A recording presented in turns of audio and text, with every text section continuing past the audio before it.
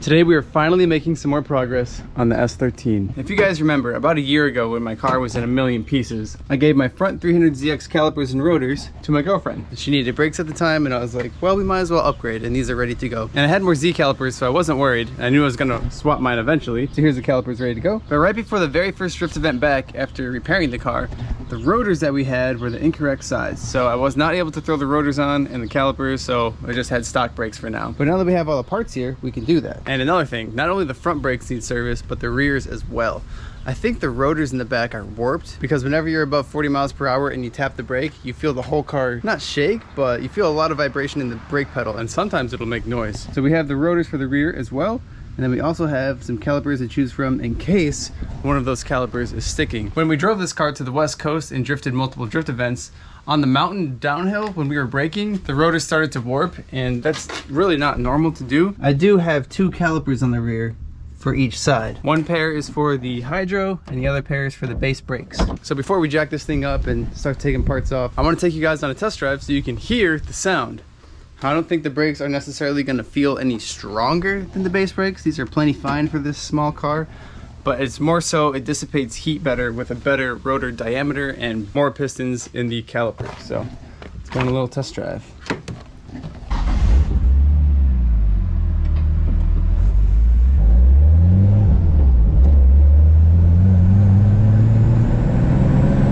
All right, getting up to speed.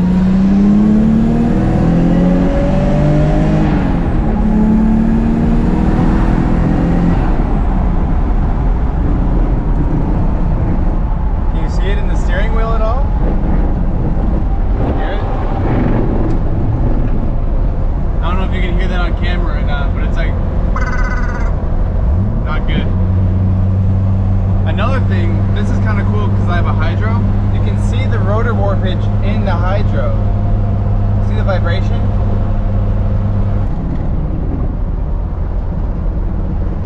I'm also hearing some caliper noise.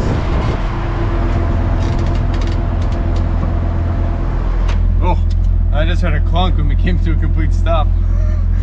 Oh, this thing's falling apart. We'll have to do a full nut and bolt check while we're under there.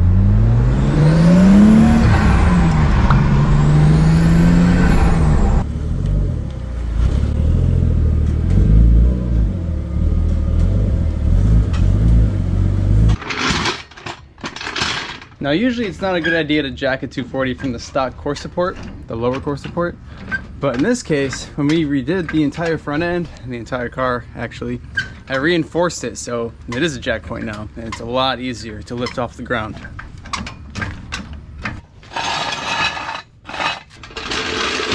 Let's give the car a quick shakedown before we take the wheels off. Right off the bat I hear something.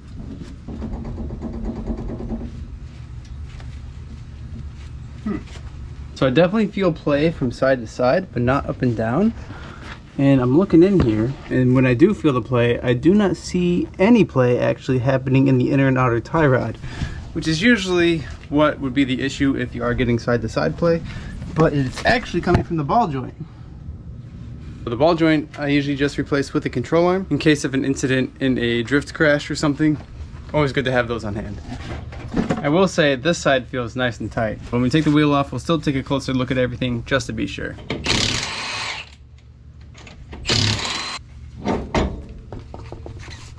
Usually I'd put these lug nuts back onto the hubs, but since we're taking the rotor off, there's no point really doing that. Put them off the side. Man, these look so tiny compared to the Z brakes. First thing we'll do is just take off the stock brakes, and then we'll take a look at this ball joint. We'll just let this hang off to the side for a little bit. You don't want to hang it to the ground because you don't want to damage the brake line. Not that we're using these brake lines again, but it's just a good habit to get into. Save our hardware just in case we're going to need it. I usually like to put hardware near the jack stand. Personal preference. And it's that fast to take off stock brakes. I guess this is also a good view for the drop knuckle. What a drop knuckle really does is add space in between the lower ball joint mount and where the center of the wheel bearing is. That helps correct the steering geometry. As you can see, the control arms are still level in a stock-ish form, but when you slam a car without a drop knuckle, the control arms are sunk up. So your steering geometry is not correct and the car is not happy. About the ball joint, even by hand I can move it. So to take off this arm, we have to remove the tension arm bolts, obviously the lower ball joint itself, and then the bolt to the subframe. Before I take off crucial parts to a car, I always like to make sure that my new part is actually correct. So I actually do have quite a few options here. I've always had the question of, is the Z, S14, and S13 control arm the same? So I have all three here. To my knowledge, the S14 lower control arm is longer than S13. Z32, I have no idea, so we'll take some measurements and figure that out. And also, you cannot buy S14 control arms new. They don't remake them. They're not readily available like the S13 or the Z32. You can just go buy these for like 40 bucks or so on Rock Auto or something. But these are only available new if you buy Nismo. There's no other way to get an S14 lower control arm. And I found these control arms with the knuckles and the coilovers in a junkyard this winter, actually, just a couple months ago. Let's compare the S13 to the Z32. We'll take both right sides. I'm not lining up the back of the control arm for this measurement. I'm lining up the mount to the subframe because that's what's going to determine the overall length. All right, those are straight. I honestly think they're the same length. Looks like the tension rod bolts are in the same location. Sway bar mount slightly off, but you could still make it work, no problem. The S13 does have a reinforcement on it, and the bump stops are a little different, but you can always just grind these off. Also, the Z has a mount welded in here. Not even sure what that's for. Overall, I would say that the Z32 control arm would work directly on the S13. Now let's bring the S14 control arm into the equation. I'll grab the right side as well. So lined up with the mounting hole, sway bar mount's the same, tension arm bolts are the same, our bump stops are different, but the S14 bump stop looks like the Z32 bump stop.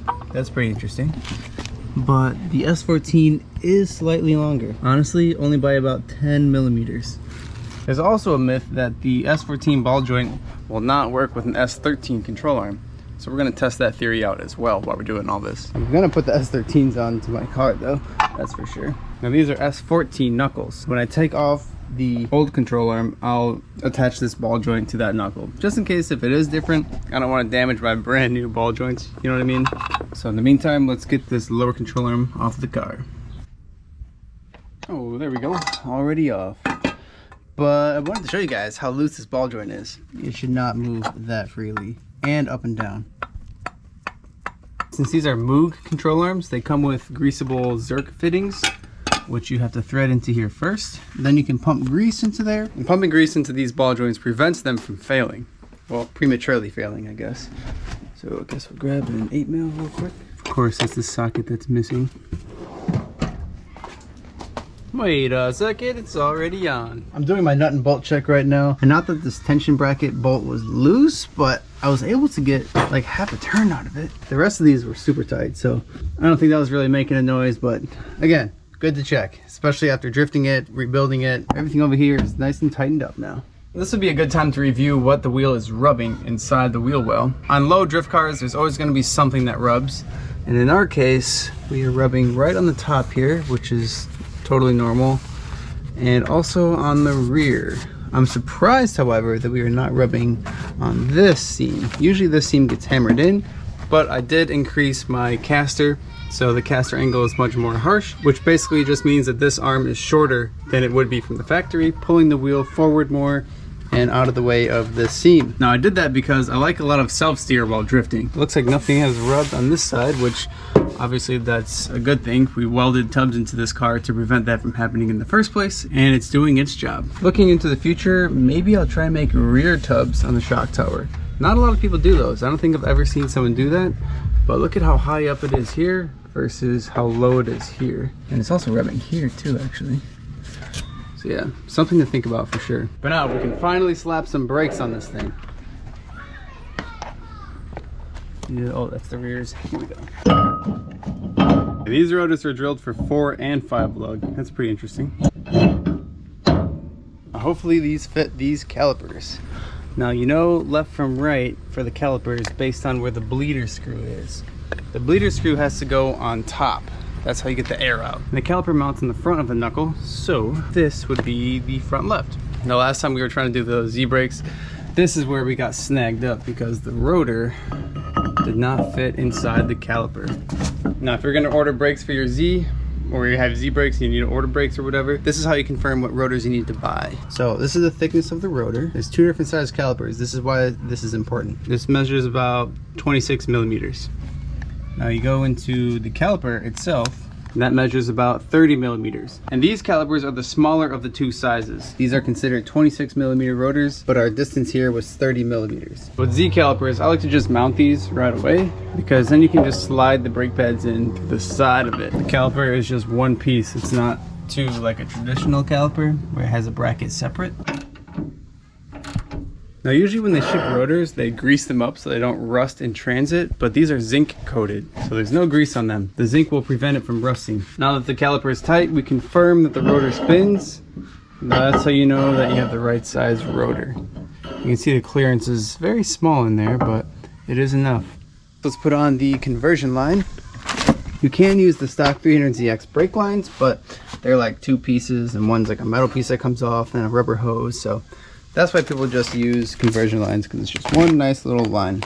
It's not just a whole bunch of stuff floating around in your wheel well. The last thing you want is your wheel to catch it. So I'm actually going to attach the new line to the caliper first, and then to this point, because that will prevent more fluid from dripping out. I like the green. Pretty snazzy. Before you tighten the brake line down all the way, make sure you route it where you want it to go, because then you can still move it. If you tighten it first, then you're going to just bind it. The new line is on. I don't have my clips here to hold in the brake line, so I just zip tied it in place. It does get the job done, but I'm gonna have to add that to the to-do list to find one of those, or I guess probably 2 of them. I bet I'm missing the other side as well. Here's a quick comparison of what the brakes look like side by side. 300ZX over here. The S13 caliper works directly with an S14 rotor, and the Z32 brakes bolt directly onto the S chassis. The only thing you have to modify, I think, is the back dust shield, which mine are long gone, so other than that, it works perfectly fine. Now let's see if this S13 control arm bolts to the S14 knuckle. Okay, so far so good. Oh, looks like they are different. Unless the threads are just not working with it. Yeah, no, ball joint is definitely different. Now we just gotta put the brake pads in. And sometimes I like to screw on a lug nut just to make sure that the rotor sits in there flat. Sometimes it makes it a little easier to put the pads on. Now when you spin it, it's nice and straight. So the cool thing about these pads is you don't even need to grease them up. No, I'm just kidding. You gotta put grease on it. And before I grease these, I always like to dry test them. So the friction material obviously goes towards the rotor and just slides right in. It's that easy. But then you have to match up the pins, which I have right here. And those slide through the caliper on the front, all the way through each brake pad, and then towards the rear where you put a pin. I also grease up the pins because this is what the brake pads are going to be sliding on. Do that through the first brake pad. Oh, gotta push this one in more. There you go. Now, see there's a little hole on the back of it? I have these little clips. This is a very easy brake swap that you can do to increase stopping power and also make the car look a little bit cooler. Not bad. Oh, also these are 4 pistons versus the stock, which is 1 single piston. Now we got to do all of that all over again to the other side. Oh, look at that. It's already done. How awesome is that? All right, so now we have to start on the rears. I didn't even take off the wheels yet back there. All right, so in order to get the rotor off of this side, we actually have to take off the traction arm and the upper control arm, which is the camber arm. And that is because this has a GK Tech adapter plate, which allows you to run 2 calipers on the rear versus just the 1. So it takes a little bit longer than a normal brake job would, but we'll get it done. Also, the hydro calipers work perfectly fine, so we don't need to mess around with those. Based on the way my lines are run, the bottoms are hydro and these are base brakes. So these are the ones that we're going to be working with. Here's a closer look at why we need to take off all those control arms. This is the caliper bolt that we need to get to, and as you can see, this arm is in the way, so we have to take that off. And this is why we have to take off the upper control arm, because the bolt doesn't even clear coming out. We got our arms out of the way. This is where a ratcheting wrench comes in clutch, because you can't even fit a socket and ratchet in there. Now I'm in the process of loosening the wheel bearing bolts so we can get enough play to get access to that last bolt, because I can't even fit a wrench in there. I'm gonna take off the axle nut. so I just loosened everything up. I didn't take everything off completely. As you can see, the axle is still in. So now we can actually fit our wrench where we need to. Look at that clearance. Crazy.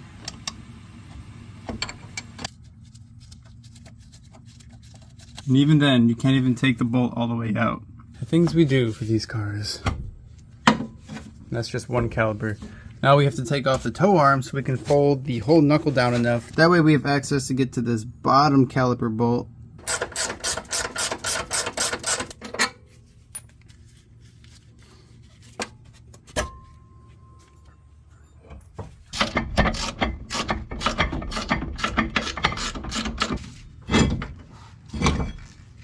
Yeah, if I were to do this dual caliper again on another S chassis, I would definitely just get the whole knuckle instead of this adapter plate. It also spaces the wheels out about, what do you say, 7-ish millimeters. Just keep that in mind if you're building your project and looking into parts. Since I suspect one of the base brake calipers to be locking up, I'm gonna push in these pistons all the way and see if they actually move or not. I'm sure there's a tool for this, but this is what I have to work with. So we're gonna squeeze this piston in, see how it's moving, nice and free. All right, so that piston's good.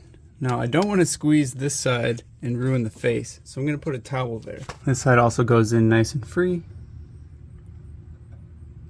Okay, so this caliper I would say is good, not the issue. We're just gonna replace the rotor on this side. Also, another good indication that this caliper wasn't the one sticking is because both brake pads are worn evenly. One's not bigger than the other.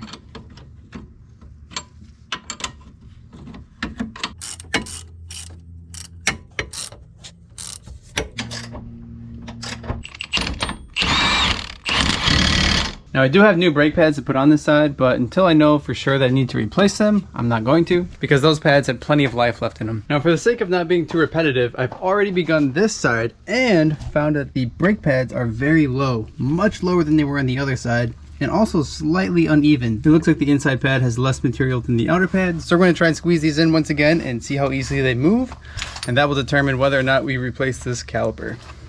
So it looks like regardless, we're gonna have to do brake pads as well on both sides, but they're just like the front brakes where it's so easy, you just slide the pads in. So yeah, let's see how it does.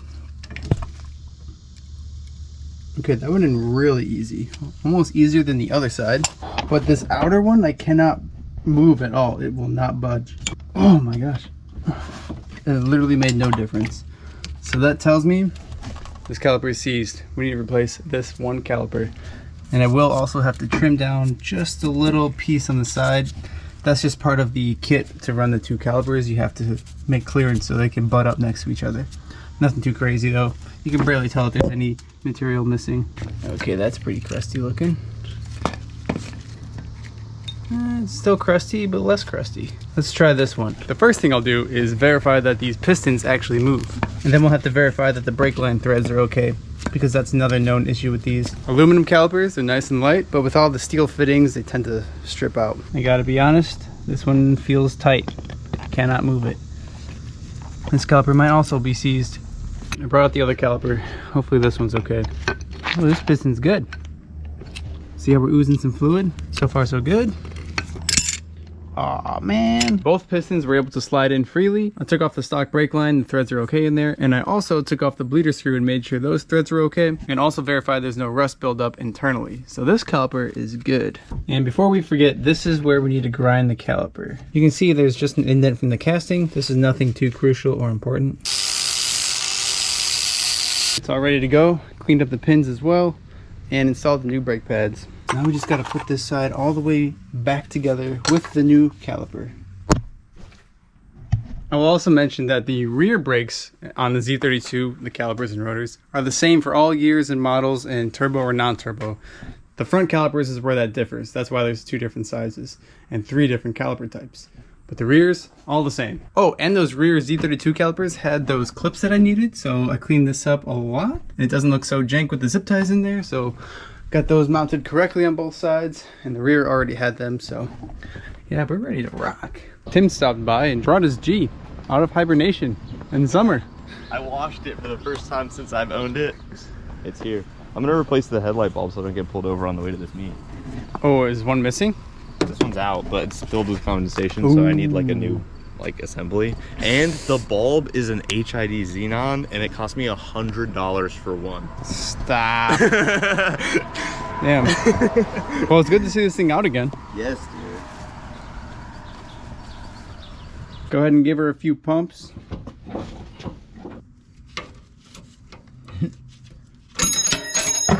Well, let's slap some wheels on and go for a test drive.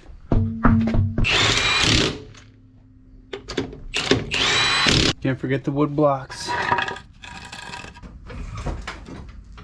Don't forget to put the car in gear.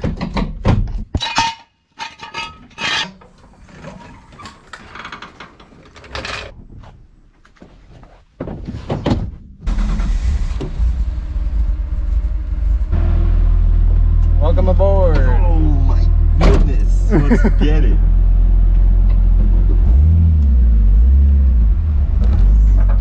Rub-a-dub-dub.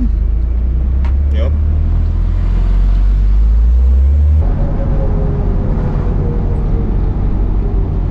So far so good. The brakes actually work. Ooh, sailing. Yeah. We'll get it up to speed to re-verify. Dude, before, when I would pull the hydro, you could see the warpage of the rotor in the hydro. Like the hydro was bouncing. I can imagine. That's terrible.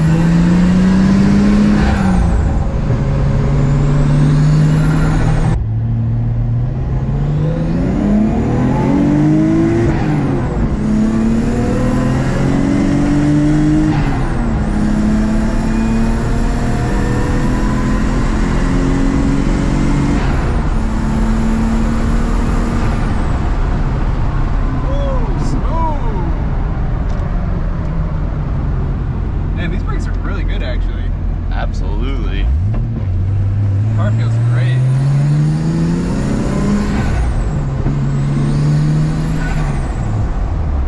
The car sounds great, dude. This is so nice. Only one day on jack stands. How many 240 owners can say that?